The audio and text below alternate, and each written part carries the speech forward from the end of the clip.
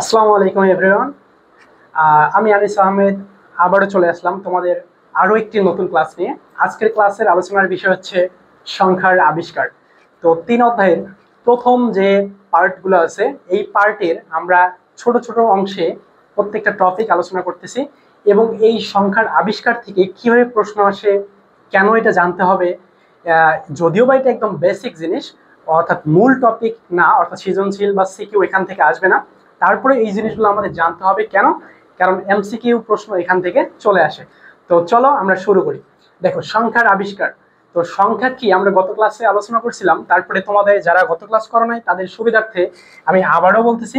সংখ্যা হচ্ছে গণনার একক, যা সংখ্যা লেখা বা প্রকাশ করার জন্য যেটা ব্যবহার করা হয় সেটা সংখ্যা পদ্ধতি। আর সংখ্যা হচ্ছে কি একটা গণনার একক, যেটা গণনা করতে ব্যবহার করা হয়। আচ্ছা, এখন এই সংখ্যার আবিষ্কার কবে হয়েছে এটা আমার শুরুতে জানতে হবে, অনেক সময় এটা এমসিকিউতে চলে আসে। সংখ্যার আবিষ্কার হচ্ছে 3400 খ্রিস্টপূর্বে সংখ্যার আবিষ্কার হয়েছে। 3400 খ্রিস্টপূর্বে। আচ্ছা, এই যে 3400 খ্রিস্টপূর্বে এই যে সংখ্যাগুলো আবিষ্কার হলো, এই সংখ্যাগুলো কোন পদ্ধতিতে আবিষ্কার হয়েছে, কিভাবে আবিষ্কার হয়েছে, আজকে আমরা সেটা নিয়ে আলোচনা করব। তো দেখো, আমরা ছোটবেলা থেকেই জানি সংখ্যা হচ্ছে কয় প্রকার। সংখ্যা হচ্ছে 10টা, মানে 10 প্রকার। তাহলে একটা কি 0 থেকে 9 পর্যন্ত, এগুলাকে আমরা সংখ্যা হিসেবে জানি, তাই না? তো এখন দেখো, এই যে সংখ্যাগুলো আমাদের দরকার সংখ্যা পদ্ধতি। সংখ্যা পদ্ধতি আমরা গত ক্লাসে দেখছি যে সংখ্যা পদ্ধতি কতটি। সংখ্যা পদ্ধতি দেখছিলাম হচ্ছে 4টি, তাই না? দেখো, সংখ্যা পদ্ধতি আমরা গত ক্লাসে দেখছিলাম হচ্ছে 4টি। একটি হচ্ছে দশমিক, 2 নম্বরে ছিল হচ্ছে বাইনারি, 3 নম্বরে হচ্ছে অক্টাল এবং 4 নম্বরে কি দেখছিলাম, হেক্সাডেসিমাল। আমরা এই 4টা সংখ্যা পদ্ধতি দেখছিলাম, ঠিক আছে? এখন এই 4টা সংখ্যা পদ্ধতি কিভাবে আবিষ্কার হয়েছে এটা আমাদের জানতে হবে। আচ্ছা, শুরুতেই আমরা যে কাজটা করব যে প্রথমে দশমিকটা দেখি। আচ্ছা, প্রথমে আমরা দশমিক অর্থাৎ ডেসিমেলটা দেখি। ডেসিমেল আমরা জানি 0 থেকে কত, 0 থেকে 9 পর্যন্ত। এটা হচ্ছে দশমিক সংখ্যা পদ্ধতি ব্যবহার করা হয়। তো এখন দেখো, এটিকে যদি সাজানো হয় 0 1 2 3 এভাবে কত পর্যন্ত যাবে, মনে করো 8 9 9 পর্যন্ত চলে গেছে, ঠিক আছে? তো 9 পর্যন্ত যাওয়ার পরে এর পরের সংখ্যাটা কিভাবে আবিষ্কার হয়? আমরা ছোটবেলা থেকে কি জানি, 9 এর পরে 10 হয়। কেমনে জানি? মুখস্থ করে ফেলছি ছোটবেলায়। আমাদের মা একদম ছোট বাচ্চা যখন আমরা কথা বলতে শিখি, তারপরে আমাদের এগুলো শিখাইছে যে 0 থেকে 10 পর্যন্ত বাবা মুখস্থ করো। তারপর 0 থেকে 20 পর্যন্ত, 50 পর্যন্ত, 100 পর্যন্ত আমরা এগুলো মুখস্থ করে যাচ্ছি। কিন্তু এই যে এগুলা কেমনে হয়েছে, আমরা 9 এর পরে 10 কেমনে হয়েছে এটা কিন্তু জানি না। তো এটাই আমরা দেখব। তো দেখো, আমরা জানি প্রত্যেকটা সংখ্যা পদ্ধতির একটা সর্বোচ্চ মান আছে, একটা সর্বনিম্ন মান আছে।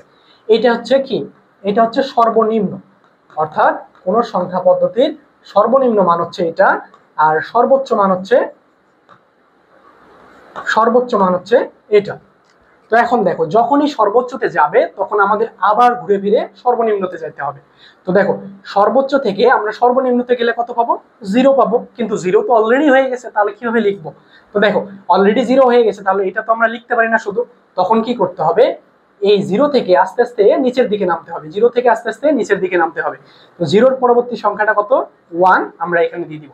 তাহলে 9 এর পরে 10 হচ্ছে। আচ্ছা, বুঝতেছো না, সমস্যা নাই, আমরা আরো একটা উদাহরণ দেখি।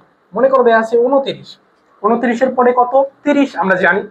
তো 30টা কেমনে হয়েছে দেখো, ডান দিক থেকে সর্বোচ্চতে গেলে আমরা জানি সর্বনিম্নতে যেতে হয়, তাহলে 0 লিখলাম। এবার 2 এর পরবর্তী সংখ্যাটা 3 আমরা এই যে এখানে লিখবো। তাহলে 2 এর পরবর্তী কত হয়? 3 হয়। এইটা কিন্তু দশমিক সংখ্যা, এই জন্য আমাদের কাছে এগুলো ইজি লাগতেছে। যে তোমরা বলতে পারো যে ভাইয়া 29-এর পর 30 হয়, এটা জানতে গেলে আমার এত কিছু জানতে হবে কেন? আমরা তো জানি এটা। কিন্তু আসলে এটা তুমি জানো, ঠিক আছে, কিন্তু যখন দশমিক বাদে অন্য সংখ্যা পদ্ধতিগুলোতে আসবা, তখন কিন্তু তুমি আর এর পরের সংখ্যাটাই এত সহজে বের করতে পারবে না। এই জন্য আমাদের পদ্ধতিটা আগে শিখে নেই, তারপরে আমরা এই পরের যে অক্টাল আছে, হেক্সাডেসিমাল আছে, বাইনারি আছে, সবগুলাই জানতে পারবো। এটা কিন্তু এই ডেসিমেল কিন্তু আমরা যে সংখ্যা পদ্ধতি ব্যবহার করি, মানুষ যে সংখ্যা পদ্ধতির কথা বলে সেটাকে বলা হয় ডেসিমেল সংখ্যা পদ্ধতি। কিন্তু এই যে বাইনারি, অক্টাল, হেক্সাডেসিমাল, এটা কিন্তু কম্পিউটারের ভাষা। তো এই কম্পিউটারের ভাষাগুলো গণনার ক্ষেত্রে কিন্তু এই প্রক্রিয়াটা যে 9 এর পরে 10 10 কিন্তু আমরা লিখতে পারবো না। কেন আমরা দেখি। আচ্ছা, এখন আমরা কি দেখব, অক্টালের একটা দেখি। আচ্ছা, অক্টালের তো একটু দেখি। অক্টালের সংখ্যা পদ্ধতি 0 থেকে কত, 0 থেকে 7, এটা হচ্ছে অক্টাল সংখ্যা পদ্ধতি ব্যবহার করা হয়। তো এখন দেখো 0 1 2 3 এভাবে কত বন্ধু, 6 7। এখন বলো দেখি 7 এর পরের সংখ্যাটা কত? তোমরা বলতে পারো যে 8, কিন্তু আমি আগেই বলে দিচ্ছি এটা কিন্তু সাধারণ সংখ্যা পদ্ধতি না, এটা অক্টাল। এটার সর্বোচ্চ ডিজিট 7, তার মানে 7 এর পরে যে 8, 8টা আমরা লিখতে পারবো না। তাহলে কত হবে দেখো, আমি কি বলছিলাম, ওই পদ্ধতিতে যাও, সর্বোচ্চতে গেলে সর্বনিম্নতে 0, এরপরে আস্তে আস্তে নিচের দিকে নামবো, তাহলে 1। তাহলে 7 এর পরের সংখ্যাটা কত, 10। এটা কোথায় সম্ভব? এটা অক্টালে সম্ভব। ঠিক আছে, তো আবার দেখো, মনে করো 17, এটা দেয়া আছে অক্টালে, বলছে যে এর পরের সংখ্যাটা কত। তাহলে কিভাবে বের করবো? দেখো, এই যে 7 সর্বোচ্চ না, 7টা কিন্তু সর্বোচ্চ। আর সর্বোচ্চতে গেলে আমরা কোথায় যাব? সর্বনিম্নতে যাব। সর্বোচ্চতে গেলেই সর্বনিম্নতে যাব, এবং এর পাশের যে সংখ্যাটা আছে 1, 1 এর পরের সংখ্যাটা আমরা লিখবো। 1 এর পরের সংখ্যাটা কত? 2। তাহলে 17 এর পরে অক্টালে কত আসতেছে? অক্টালে 20 আসতেছে। ঠিক আছে, তো এখন যদি এভাবে হয় যে 7 7, যদি বলে এর পরের সংখ্যাটি কত, আমরা কিন্তু আস্তে আস্তে কোশ্চেন গুলো অলরেডি পেয়ে যাচ্ছি। এগুলো কিন্তু বিগত বছরের কোশ্চেন, যে বলছে যে এর পরের মান কত, এর পরের মান কত। আচ্ছা, কোশ্চেন টাইপ সলভ আমরা পরে করব। এর পরের মান কত, এটা হচ্ছে প্রশ্ন। এভাবে কিন্তু প্রশ্ন আসে। আচ্ছা, ওইটা আমরা পরে আলোচনা করব। আগে আমরা যেটা শিখতেছি এটা দেখি, যে সর্বোচ্চতে গেলে সর্বনিম্ন যায়, সর্বোচ্চতে গেলে সর্বনিম্ন যায়, এবং 0-র পরে সর্বনিম্নের পরের সংখ্যাটা কত, 1, 1টা আসে। তাহলে 77 এর পরে অক্টাল সংখ্যায় কত আসে? 100 আসে। ঠিক আছে, আশা করি বুঝতে পারছো। আচ্ছা, একইভাবে যদি আমরা এবার আরেকটা দেখবো, সেটা হচ্ছে হেক্সাডেসিমাল। তো হেক্সাডেসিমালের একটু খেয়াল করো, হেক্সাডেসিমালের সংখ্যাগুলো মনে আছে? হেক্সাডেসিমালের 0 থেকে 9, আরেকটা হচ্ছে এ থেকে এফ, মোট 15টা মানে 16টা অঙ্ক ব্যবহার করা হয়। তাহলে আগে লিখি 0 1 2, এরপরে দেখো 0 1 2 এর পরে যখন 0 1 2 লিখবো, এরপরে এটা কত পর্যন্ত আসবে?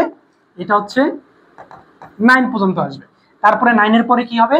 আচ্ছা, ওইটাও আমি লিখছি এখানে। 9 এর পরে কি হবে বলো দেখি? 9 এর পরে হবে 10, মানে 10 কিন্তু লেখা যাবে না, এ, তারপরে বি, সি, এভাবে কত পর্যন্ত? এফ। তাহলে এটা হচ্ছে, এটা পুরোটাই হেক্সাডেসিমালের সংখ্যা পদ্ধতির প্যাটার্নটা। তাহলে 0 থেকে 9, এরপরে এ থেকে এফ সর্বোচ্চ। এখন যদি বলে এর পরের সংখ্যাটা কত, তাহলে দেখো এফ যেহেতু সর্বোচ্চতে গেছে, তাহলে আবার আমরা কোথায় যাব? আবার সর্বনিম্নতে যাব। তার মানে 0, 0 এর পরবর্তী মানটা কত? 1 1। তাহলে এফ এর পরের মানটা কত? 10। কিসে এটা? এটা হেক্সাডেসিমালে। এখন যদি কোথাও বলে যে 2f, এর পরের মান কত, তাহলে কি লিখবো? এফ দেখো সর্বোচ্চতে গেছে, তার মানে সর্বনিম্ন, আর সর্বনিম্নের পরের মানটা কত? এখানে লিখবো 3। তাহলে এটার পরের সংখ্যাটা কত আসতেছে? এটা। ঠিক আছে, আশা করি এটা বুঝতে পারছো। এখন এখান থেকে প্রশ্ন কেমনে হয় আমরা সেটা দেখি। এটা থেকে প্রশ্ন কেমন করে আসে? প্রশ্ন আসবে এমন,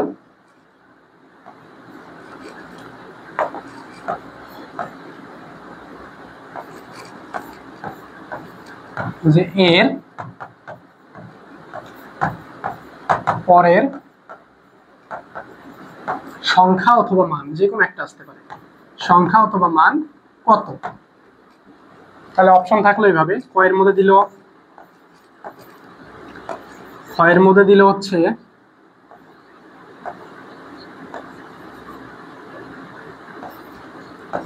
গয়ের মধ্যে আছে, ঘয়ের মধ্যে আছে হচ্ছে, তাহলে কোনটা হবে? দেখো, আমরা বলছিলাম এটা আগে কোন সংখ্যা পদ্ধতি, দেখো অক্টাল। তাহলে অক্টালের সর্বনিম্ন কত? 0, আর সর্বোচ্চ 7। তাহলে 7 সর্বোচ্চ, তার মানে আবার সর্বনিম্নতে যায়, তাহলে 7। এটা আছে হচ্ছে সর্বোচ্চতে, সর্বোচ্চতে গেলেই কোথায় যাবে? সর্বনিম্ন। আর 3, এই যে 3 পরের সংখ্যাটা কত? 4, তাহলে এখানে আসবে 4। তাহলে এখানে অক্টালে আসতেছে। তাহলে অ্যান্সার কত হবে? অ্যান্সার হবে গ। আশা করি বুঝতে পারছো। আচ্ছা, আরেকটা দেখি, বাইনারি। বলছে যে এর পরের মান কত। তাহলে এখন দেখো এটা বাইনারি, তাহলে বাইনারির সর্বনিম্ন 0, সর্বোচ্চ 1। তাহলে সর্বোচ্চতে গেলে সর্বনিম্ন, সর্বোচ্চতে গেলে সর্বনিম্ন, সর্বোচ্চতে গেলে সর্বনিম্ন। এবার দেখো যখনই সর্বোচ্চতে যাব তখন সর্বনিম্ন হয়, তাই না? কিন্তু এখন যখনই এই সর্বোচ্চতে গেছে এরপরে যে সংখ্যাটা লিখতে যাব তখন কি হবে, সর্বনিম্ন থেকে নিচের দিকে নামতে থাকবে, তাহলে 1। তাহলে এরপরের সংখ্যাটা আসতেছে কত, 1000, অর্থাৎ 1000। ঠিক আছে, আশা করি বুঝতে পারছো। এইরকম প্রশ্ন কিন্তু প্রতি বছরই আসে।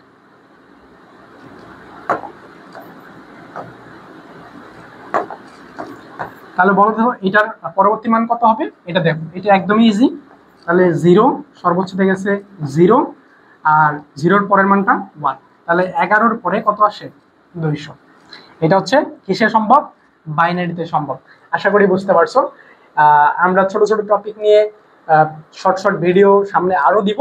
তোমরা এই জিনিসগুলো যদি টপিক ভিত্তিক আলোচনাগুলো একটু ভালো করে বুঝতে পারো তাহলে এমসিকিউ সলভ করতে পারবে। আর আজকের এই ক্লাসটা শুধুমাত্র এমসিকিউ এর জন্য, এবং এখানে কোনো সিকিউ প্রশ্ন এভাবে আসলে আসে না। সিকিউ প্রশ্নের জন্য কেমন প্রশ্ন হবে আমরা পরবর্তী আরেকটা লেকচারে আলোচনা করব। সবাই ভালো থাকো, সুস্থ থাকো। আজকে এ পর্যন্তই, পরবর্তী ক্লাসে আবার দেখা হবে। আসসালামু আলাইকুম।